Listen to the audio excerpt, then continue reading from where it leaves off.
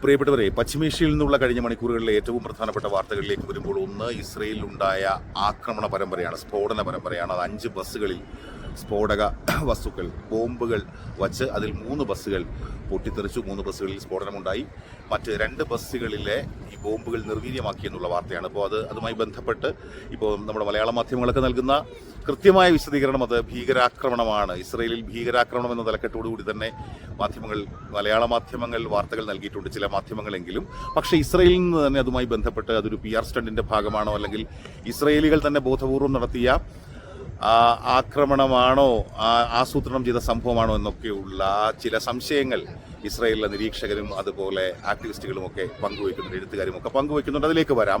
മറ്റ് പ്രധാനപ്പെട്ട ഒരു കാര്യം, ഈ ഷിറി ബിബാസ് ഇന്നലെ പലസ്തീൻ ഹമാസ് വിട്ടയച്ച മൃതദേഹങ്ങളിൽ ഒന്ന് ഷിറി ബിബാസിൻ്റേതാണ് എന്ന നിലയിൽ അവർ വിട്ടയച്ച മൃതദേഹം അത് ഷിറി ബിബാസിൻ്റേതല്ല എന്ന് ഒരു കാര്യം ഇപ്പോൾ ഇസ്രയേൽ വെളിപ്പെടുത്തുന്നു. അവരുടെ ആ പരിശോധനയിൽ, ഫോറൻസിക് പരിശോധനയിൽ അത് അങ്ങനെയല്ല, അവരുടേതല്ല, അത് അവരുടെ ഏതെങ്കിലും ബന്ദികളുടേതുമല്ല, ഇസ്രയേലിൽ നിന്നുള്ള ഒരാളുടേതുമല്ല എന്നുള്ള നിലയിലുള്ള ഒരു പ്രതികരണം ഇസ്രയേലിന്റെ ഭാഗത്തു നിന്നുണ്ടായിരിക്കുന്നു. അതുമായി ബന്ധപ്പെട്ട് ഹമാസ് അന്വേഷണം തുടങ്ങിയിട്ടുണ്ട് എന്ന് പറയുന്നു. ഹമാസ് പറയുന്നു എന്തെങ്കിലും മിക്സപ്പോ അല്ലെങ്കിൽ എററോ പറ്റിയിട്ടുള്ളതാകാം. ഇസ്രയേലിന്റെ ആക്രമണത്തിലാണല്ലോ ഇവർ കൊല്ലപ്പെട്ടത്. അപ്പോൾ ഈ ആക്രമണം നടന്ന സ്ഥലത്ത് ഈ കുട്ടികൾക്കൊപ്പം കിട്ടിയ മൃതദേഹമാണ് കൊടുത്തയച്ചത്. അങ്ങനെയാണെങ്കിൽ അത് തിരിച്ചയച്ചോളൂ, ആ മൃതദേഹം തിരിച്ചയച്ചോളൂ എന്ന് ഹമാസ് പറയുന്നുണ്ട്. അപ്പോൾ അതുമായി ബന്ധപ്പെട്ട് അത്തരം പ്രധാനപ്പെട്ട പല വാർത്തകളിലേക്കും വരുന്നതിന് മുമ്പ് നമ്മൾ പലപ്പോഴും നമ്മുടെ ഈ വീഡിയോകൾ കണ്ടിട്ട് അതിനടിയിൽ കമന്റുകളുമായി വരുന്ന പലരും ഈ പലസ്തീൻ പ്രശ്നം എന്ന് പറയുന്നത് പലസ്തീനിലെ മുസ്ലിങ്ങളും അതുപോലെ ജൂതന്മാർ, ഇസ്രയേലിലെ ജൂതന്മാരും തമ്മിലുള്ളൊരു പ്രശ്നമാണ് എന്ന നിലയിൽ പലപ്പോഴും അതിനെ കാണുകയും അവതരിപ്പിക്കുകയും ഒക്കെ ചെയ്യാറുണ്ട്. അതിലേക്കുള്ള പ്രതികരണങ്ങളും വരാറുണ്ട്. പക്ഷേ അതിനപ്പുറത്ത് പലസ്തീൻ എന്ന് പറയുന്നത്, പലസ്തീൻ ഗസ എന്ന് പറയുന്നത് തന്നെ അവിടെയും ഈ മുസ്ലിങ്ങൾ മാത്രം താമസിക്കുന്ന ഒരിടമല്ല, അവിടെ ക്രിസ്ത്യാനികൾ നിരവധിയുണ്ട്, ക്രിസ്തീയ ദേവാലയങ്ങളുണ്ട്. അപ്പോൾ അവിടെ ഈ ഗസയിലെ അൽഖുദ്സിലെ ഒരു arch bishop, Greek Orthodox arch bishop Hezbollah നേതാവ് ഹസൻ നസ്രള്ളയെ പ്രകീർത്തിച്ചുകൊണ്ടുള്ള ഒരു സന്ദേശം അയച്ചിരിക്കുന്നു എന്ന വാർത്തയുണ്ട്. അത് പങ്കുവയ്ക്കുന്നത് ഇത് കേവലം ഏതെങ്കിലും 2 മതങ്ങൾ തമ്മിലുള്ള പ്രശ്നമൊന്നുമല്ല, അതിനപ്പുറത്ത് വലിയ ഒരു രാഷ്ട്രീയ മാനങ്ങളുള്ള ഒന്നാണ് ഈ ഇസ്രയേൽ പലസ്തീൻ പ്രശ്നം എന്ന് ഒന്ന് ഓർമ്മിപ്പിക്കാൻ വേണ്ടിയാണ്. പലരുടെയും മനസ്സിൽ അതുണ്ടാകും, പലർക്കും അറിയാമായിരിക്കും, പക്ഷേ ഇടയ്ക്കെങ്കിലും അത് വിട്ടുപോകുന്നു, അത് അങ്ങനെയല്ലാതെ വായിക്കപ്പെടുന്നു എന്നുള്ളത് കൊണ്ടാണ്. അതായത് ഹസൻ നസ്രള്ള 2024 അവസാനമാണല്ലോ അദ്ദേഹം കൊല്ലപ്പെടുന്നത്. ഹിസ്ബുള്ളയുടെ നേതാവ് ലെബനനിൽ പ്രവർത്തിച്ചിരുന്ന ഹിസ്ബുള്ള എന്ന പ്രസ്ഥാനത്തെയും ഹിസ്ബുള്ളയുടെ നേതാവിനെയും പ്രകീർത്തിച്ചുകൊണ്ടാണ് പലസ്തീനിലെ ഗസയിലെ ഇങ്ങനെ ഒരു പുരോഹിതൻ, ആർച്ച് ബിഷപ്പ് ഒരു സന്ദേശം അയച്ചിരിക്കുന്നത്. അദ്ദേഹം പറയുന്നത് ഇത് ഈ ഹസൻ നസ്രള്ള, അതൊരു കോണ്ടെക്സ്റ്റ് കൂടിയുണ്ട്. ഹസൻ നസ്രള്ളയുടെ സംസ്കാരം നടക്കുന്നത് ഈ വരുന്ന ഞായറാഴ്ചയാണ്, അതായത് ഫെബ്രുവരി 23-ാം തീയതി ഞായറാഴ്ചയാണ് ലബനനിൽ സംസ്കാരം നടക്കുന്നത്. അപ്പോൾ അതുമായി ബന്ധപ്പെട്ടാണ് ഹസൻ നസ്രള്ള സമാനതകളില്ലാത്ത പോരാളിയാണ്, സമാനതകളില്ലാത്ത രക്തസാക്ഷിയാണെന്ന് പറഞ്ഞുകൊണ്ട് ഈ ആർച്ച് ബിഷപ്പിന്റെ സന്ദേശം വന്നിരിക്കുന്നത്. മാസ്റ്റർ ഓഫ് മേർട്ടേഴ്സ് എന്നാണ് അദ്ദേഹം ഈ ഹസൻ നസ്രള്ളയെ വിശേഷിപ്പിച്ചിരിക്കുന്നത്. പലസ്തീന് വേണ്ടി നിലകൊണ്ട, പലസ്തീന് വേണ്ടി ഒരുപാട് ത്യാഗങ്ങൾ സഹിച്ച നേതാവ് എന്നാണ് ലെബനനിലെ ഹിസ്ബുള്ള നേതാവ് ഹസൻ നസ്രള്ളയെ ഈ ആർച്ച് ബിഷപ്പ് വിശേഷിപ്പിച്ചിരിക്കുന്നത്. അതുപോലെ ഗസയിൽ മുസ്ലിങ്ങളും ക്രിസ്ത്യാനികളും ഒറ്റ മനസ്സും ഒരു കുടുംബവുമാണ്. കീഴടങ്ങൽ എന്ന വാക്ക് പലസ്തീന്റെ നിഘണ്ടുവിലില്ല.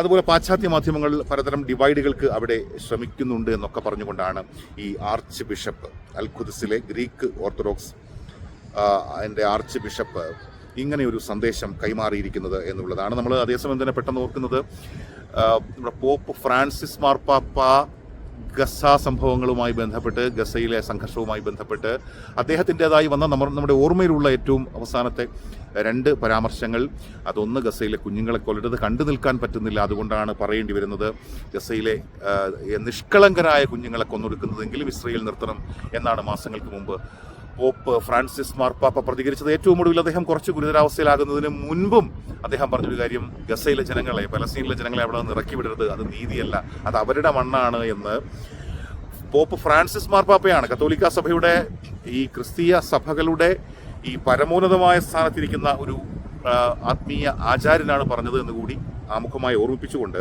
ഇസ്രയേലിലുണ്ടായ സ്ഫോടനത്തിന്റെ വാർത്തയിലേക്ക് വരുമ്പോൾ, ബാറ്റ്യാം ഹോളോൺ എന്നീ നഗരങ്ങളിലാണ് വിവിധയിടങ്ങളിലായി നിർത്തിയിരുന്ന 5 ബസ്സുകളിൽ ഇത്തരത്തിൽ സ്ഫോടക വസ്തുക്കൾ സ്ഥാപിച്ചത്. അതിൽ 3 ബസ്സുകൾ പൊട്ടിത്തെറിച്ചു. 3 ബസ്സുകളിലെ സ്ഫോടക വസ്തുക്കൾ പൊട്ടിത്തെറിച്ചു. അപ്പോൾ ഈ ഇസ്രയേൽ പറയുന്നതുമായി ബന്ധപ്പെട്ട് തുൽക്കാറാമിൽ നിന്നുള്ള സന്ദേശം എന്ന നിലയിൽ ഒരു സന്ദേശം കൂടി ഈ സ്ഫോടക വസ്തുക്കൾക്കൊപ്പം ഉണ്ടായിരുന്നു എന്നുള്ളതാണ്. അതേസമയം ഇസ്രയേലിൽ നിന്നുള്ള 2 പ്രധാനപ്പെട്ട അവിടുത്തെ എഴുത്തുകാരും അതുപോലെ അവിടുത്തെ ആക്ടിവിസ്റ്റുകളുമാണ് ഇഹാബ് ജബാരിൻ അതുപോലെ ഏലിയാസ് ഹന്ന. ഈ 2 പേരും പറയുന്നത് ഇത് ഇസ്രയേൽ തെറ്റിദ്ധരിപ്പിക്കാൻ വേണ്ടി ചെയ്ത പരിപാടിയാണ്. പ്രത്യേകിച്ചും ഈ മൃതദേഹങ്ങൾ 2 കുഞ്ഞുങ്ങളുടെ അടക്കം മൃതദേഹങ്ങൾ തിരിച്ചെത്തിയതിന് പിന്നാലെ കഴിഞ്ഞ രാത്രിയിലും കഴിഞ്ഞ മണിക്കൂറുകളിലൊക്കെ ഇസ്രയേലിൽ വലിയ ആഭ്യന്തര പ്രശ്നം രൂക്ഷമാണ്. കാരണം ഈ ബന്ദികളാക്കപ്പെട്ടവരെ ഇത്രയധികം കാലം കൊണ്ട് ഈ രക്ഷിക്കാൻ കാര്യക്ഷമമായി പ്രവർത്തിക്കാത്ത സർക്കാരാണ്. ബന്ദികൾ രാജ്യത്തിന് വേണ്ടി ശരിക്കും ജീവൻ കൊടുക്കേണ്ടി വന്നതാണ്. അത് ആ സർക്കാരിൻ്റെയും ആ രാജ്യത്തിൻ്റെയും അവിടുത്തെ സൈന്യത്തിൻ്റെയും ഒക്കെ പിടിപ്പുകേടാണെന്നൊക്കെ പറഞ്ഞുകൊണ്ട് വലിയ ബഹുജന പ്രക്ഷോഭം ഇസ്രയേലിൽ രൂപപ്പെട്ടിട്ടുണ്ട്. അപ്പോൾ അതിൻ്റെ ഭാഗമായിട്ട് ഇതിനു മുമ്പും ഇത്തരത്തിൽ വലിയ ഈ സർക്കാരുമായി ബന്ധപ്പെട്ട് സർക്കാരിനെ പ്രതികൂട്ടിലാക്കുന്ന വിഷയങ്ങളൊക്കെ ഉണ്ടാകുമ്പോൾ ഇത്തരം സ്ഫോടനങ്ങളൊക്കെ ഇതിനു മുമ്പും ഉണ്ടായിട്ടുണ്ട് എന്നാണ് ഈ നിരീക്ഷകർ ചൂണ്ടിക്കാട്ടുന്നത്. അവർ അൽ ജസീറ ചാനലിനോട് പ്രതികരിക്കുമ്പോഴാണ് ഇങ്ങനെയുള്ള പ്രതികരണങ്ങൾ നടത്തിയത്. അതായത് ഈ ഇപ്പോൾ നടക്കുന്ന കാര്യങ്ങളിൽ നിന്ന് ശ്രദ്ധ തിരിക്കുക. അപ്പോൾ ഇങ്ങനെ കുറച്ച് സ്ഫോടനമൊക്കെ നടത്തിയിട്ട് അത് ഭീകരാക്രമണമാണെന്ന് പറയുക, അതിൻ്റെ പിന്നിൽ വെസ്റ്റ് ബാങ്ക് ആണെന്നോ ഹമാസ് ആണെന്നോ ഇസ്ലാമിക് ജിഹാദ് ആണെന്നോ ഒക്കെ പറഞ്ഞിട്ട് ജനങ്ങളുടെ മനസ്സിൽ നിന്ന് ഈ യഥാർത്ഥ പ്രശ്നങ്ങളുടെ ശ്രദ്ധ തിരിക്കുക എന്നുള്ളതാണ് ഇതിൻ്റെ ലക്ഷ്യം എന്ന ആക്ഷേപമാണ് ഇസ്രയേലിൽ നിന്നുള്ള ഈ 2 പ്രധാനപ്പെട്ട ചിന്തകർ പങ്കുവയ്ക്കുന്നത്. അതേസമയമാണ് നേരത്തെ പറഞ്ഞതുപോലെ ഇന്നലെ വിട്ടുകൊടുത്ത മൃതദേഹങ്ങളിൽ ഒന്ന് ഷെറി ബിബാസിൻ്റേതല്ല എന്ന് പറയുന്നത്. അതേസമയം കുഞ്ഞുങ്ങളായ ഏരിയലിൻ്റെയും കഫിറിൻ്റെയും മൃതദേഹങ്ങൾ അത് അവരുടേത് തന്നെയാണെന്ന് സ്ഥിരീകരിച്ചിട്ടുണ്ട്. അതുപോലെ 83-കാരനായ ഒഡറ്റ് ലിഫ്ഷിറ്റ്സ് അദ്ദേഹത്തിൻ്റെയും മൃതദേഹം അദ്ദേഹത്തിൻ്റേത് തന്നെയാണെന്ന് സ്ഥിരീകരിച്ചിട്ടുണ്ട്. പക്ഷേ ഷെറി ബിബാസിൻ്റെ മൃതദേഹം അവരുടേതല്ല, ഇസ്രയേലിൽ നിന്നുള്ള ആരുടേതുമല്ല എന്നാണ് ഫോറൻസിക് പരിശോധനയിൽ തെളിഞ്ഞതെന്ന് ഇസ്രയേലിൻ്റെ ഭരണകൂടം പറയുമ്പോൾ ഹമാസ് പറയുന്നു എങ്കിലൊരു കാര്യം ചെയ്യൂ, ഏതെങ്കിലും തരത്തിലുള്ള പിഴവുകൾ സംഭവിച്ചതായിരിക്കാം. കാരണം ഞങ്ങൾക്ക് ഈ തകർന്ന കെട്ടിടാവശിഷ്ടങ്ങൾക്കിടയിൽ നിന്നാണ് ഈ മൃതദേഹങ്ങൾ കിട്ടുന്നത്. ഇസ്രയേലിൻ്റെ ഈ വലിയ വ്യോമാക്രമണത്തിലാണ് ഇവർ കൊല്ലപ്പെടുന്നത്. അപ്പോൾ ഈ കുഞ്ഞുങ്ങളുടെ തൊട്ടടുത്തുണ്ടായിരുന്ന മൃതദേഹം എന്ന നിലയിലാണ് ഇത് ഷെറി ബിബാസിൻ്റേതാണ് എന്ന നിലയിൽ ആണ് ഞങ്ങൾക്ക് ബോധ്യപ്പെട്ടത്. ഞങ്ങളുടെ ബോധ്യത്തിൻ്റെ അടിസ്ഥാനത്തിലാണ് ഞങ്ങളിത് അയച്ചത്, ഷെറി ബിബാസിൻ്റേതാണ് എന്ന് പറഞ്ഞുകൊണ്ട് അതുമായി ബന്ധപ്പെട്ട അന്വേഷണം നടത്തുന്നുണ്ട്.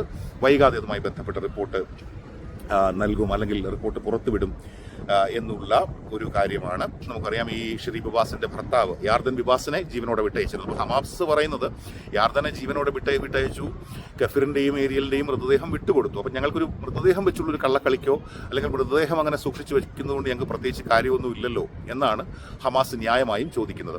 അതേസമയം നാളെ 6 ബന്ദികളെ കൂടി ഹമാസ് വിട്ടയക്കുന്നുണ്ട്. അതുമായി ബന്ധപ്പെട്ട കാര്യങ്ങളൊക്കെ പൂർത്തിയായി കഴിഞ്ഞു. 602 പലസ്തീനികളെ ഇസ്രയേൽ ജയിലിൽ നിന്നും വിട്ടയക്കാനുള്ള നടപടിക്രമങ്ങളും പുരോഗമിച്ചുകൊണ്ടിരിക്കുകയാണ് എന്നുള്ള ഏറ്റവും പ്രധാനപ്പെട്ട വാർത്ത.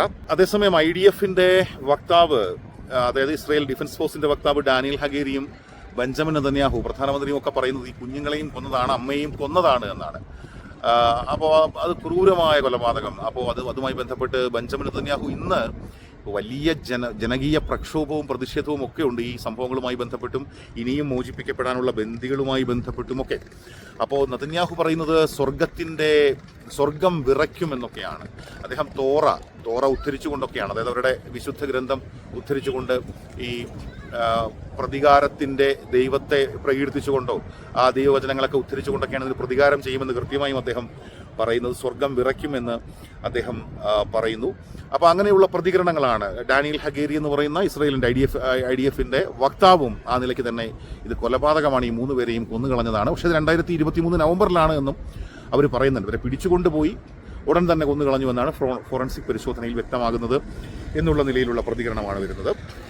അതേസമയം ഇതിനിടയിൽ കഴിഞ്ഞ ശനിയാഴ്ച മോചിപ്പിച്ച ബന്ദികളിൽ ഒരാൾ അലക്സാണ്ടർ ടെർബാനോവിൻ്റെ ഒരു പ്രതികരണം ഇതിനകം വാർത്തയായിട്ടുണ്ട്. അലക്സാണ്ടർ ടെർബാനോവ് എന്ന് പറയുന്നത് ഒരു ഇസ്രയേൽ റഷ്യൻ പൗരനാണ്. കഴിഞ്ഞ ശനിയാഴ്ചയാണ് അദ്ദേഹത്തെ വിട്ടയച്ചത്.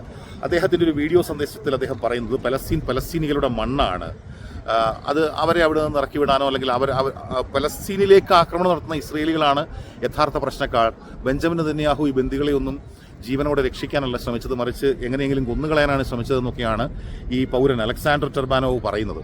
അദ്ദേഹത്തിൻ്റെ റിലീസിങ്, അദ്ദേഹത്തെ മോചിപ്പിക്കുന്ന വാർത്തയൊക്കെ അദ്ദേഹം കേൾക്കുമ്പോൾ അദ്ദേഹത്തോട് ഈ ഹമാസിൻ്റെ സൈനികർ പറയുമ്പോൾ അദ്ദേഹം ദൈവത്തിന് സ്തുതി പറഞ്ഞുകൊണ്ട് അറബിയിൽ അൽഹംദുലില്ലാ ദൈവത്തിന് സ്തുതി എന്നൊക്കെ പറഞ്ഞുകൊണ്ടാണ് അദ്ദേഹം ആ സാഹചര്യം ആ സന്ദർഭത്തെ ഒക്കെ അഭിമുഖീകരിക്കുന്നത്. അപ്പോൾ അതിനുശേഷമാണ് അദ്ദേഹത്തിന് ഈ പ്രതികരണങ്ങൾ ഉണ്ടായിരിക്കുന്നത്.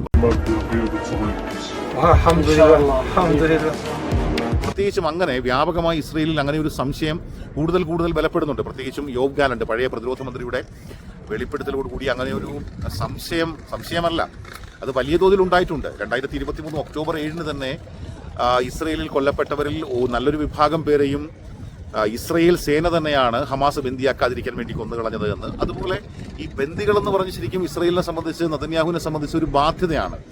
അതുകൊണ്ടാണ് അത് മനസ്സിലാക്കിയിട്ടാണ് ഞങ്ങൾ വേണമെങ്കിൽ മൊത്തം ബന്ദികളെയും ഉടൻ തന്നെ ഒരുമിച്ച് വിട്ടയക്കാം എന്നൊക്കെ ഹമാസ് പറയുന്നത്. കാരണം ഈ ബന്ദികളെ മോചിപ്പിക്കണമെന്നൊന്നും നെതന്യാഹുവിനോ അവരുടെ സർക്കാരിനോ ഒന്നും യാതൊരു താല്പര്യവുമില്ല. കഴിഞ്ഞ ദിവസവും അവരുടെ ഫിനാൻസ് മിനിസ്റ്റർ ധനമന്ത്രി സ്മോട്രിഷ് പറഞ്ഞത് ആദ്യഘട്ടം കൊണ്ട് അവസാനിപ്പിച്ചോളൂ, അതിനുശേഷം ആക്രമണം തുടങ്ങിയില്ലെങ്കിൽ ഞങ്ങൾ സർക്കാരിനുള്ള പിന്തുണ പിൻവലിക്കുമെന്നാണ്. അവർ സർക്കാരിനുള്ള പിന്തുണ പിൻവലിച്ചാൽ അവരുടെ പാർട്ടി സയനിസ്റ്റ് പാർട്ടിയാണ്. അതെ, ഇസ്രയേൽ സയനിസ്റ്റ് പാർട്ടിയാണ്. അവരുടെ ഒരു പ്രത്യേകത, ആ പാർട്ടിയുടെ ഒരു പ്രത്യേകത, അവർക്ക് 12 സീറ്റുകളുണ്ട് നെസറ്റിൽ. ലിക്വിഡ് പാർട്ടിക്ക്, നെതന്യാഹുവിൻ്റെ പാർട്ടിക്ക് 32 സീറ്റുകളാണുള്ളത്. 61 സീറ്റുകളുടെ ഭൂരിപക്ഷം വേണം അവിടെ ഭരണം നിലനിർത്തണമെങ്കിൽ. അതായത് ഈ സയനിസ്റ്റ് പാർട്ടി, ഇവരുടെ ഈ സ്മോട്രിഷിൻ്റെ ഒക്കെ പാർട്ടി പിന്തുണ പിൻവലിച്ചു കഴിഞ്ഞാൽ സർക്കാർ വീഴുന്നൊരു സാഹചര്യമൊക്കെ ഉണ്ട്. അപ്പം നെതന്യാഹുവിനെ സംബന്ധിച്ച് തലവേദനയാണ്. പൊതുസമൂഹത്തിനോട് ഉത്തരം പറയണം, സഖ്യകക്ഷികൾ, തീവ്ര വലതുപക്ഷമായ സഖ്യകക്ഷികളോട് ഉത്തരം പറയണം. അപ്പം അതിൻ്റെയൊക്കെ ഇടയിലാണ് ഇത്തരം വാർത്തകൾക്ക് പിറകെ സർക്കാരിന് അല്ലെങ്കിൽ നെതന്യാഹുവിനൊക്കെ പോകേണ്ടി വരുന്നതെന്നും പറയുന്നുണ്ട്. ഈ സ്ഫോടന പരമ്പര അല്ലെങ്കിൽ ഭീകരാക്രമണം, അതുപോലെ ഈ ബന്ദിയുടെ മൃതദേഹവുമായി ബന്ധപ്പെട്ട സംശയങ്ങളൊക്കെ.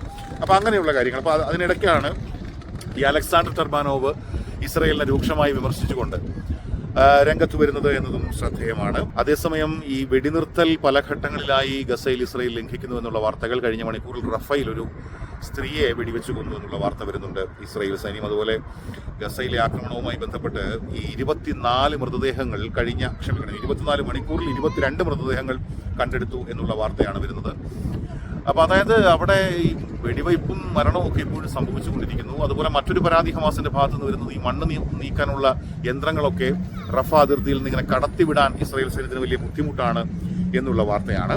അതുപോലെ ഇസ്രായേലിലെ ഈ ബന്ദികളുടെ കുടുംബാംഗങ്ങൾ ഇസ്രായേൽ പാർലമെന്റ് സ്പീക്കർക്ക് ഒരു കത്ത് അയച്ചിട്ടുണ്ട്. അമീർ ഒഹാനയ്ക്ക് ഒരു കത്ത് അയച്ചിട്ടുണ്ട്. ഈ മൃതദേഹങ്ങളായി തിരിച്ചു വരുന്നവരുടെയെങ്കിലും ആ മൃതദേഹങ്ങൾ, അവർ രാജ്യത്തിന് വേണ്ടി മരിച്ചവരാണല്ലോ, അവരുടെ മൃതദേഹങ്ങൾ ഇസ്രായേൽ നെസറ്റിന്റെ മുൻപിൽ ഒന്ന് പൊതുദർശനത്തിന് വച്ച് ഒരു ആദരവെങ്കിലും അവരോട് പ്രകടിപ്പിക്കണം എന്നൊരു അഭ്യർത്ഥന ഈ ബന്ദികളുടെ ബന്ധുക്കൾ ഇസ്രായേൽ പാർലമെന്റിനെ, നെസറ്റിനെ അറിയിക്കുന്നു. ഇതൊക്കെയാണ് പ്രിയപ്പെട്ടവരെ പശ്ചിമേഷ്യയിൽ നിന്നുള്ള ഏറ്റവും പ്രധാനപ്പെട്ട വാർത്തകൾ. വൈകാതെ മറ്റ് പ്രധാനപ്പെട്ട അപ്ഡേറ്റുകളുമായി നിങ്ങൾക്കൊപ്പം ചേരാം.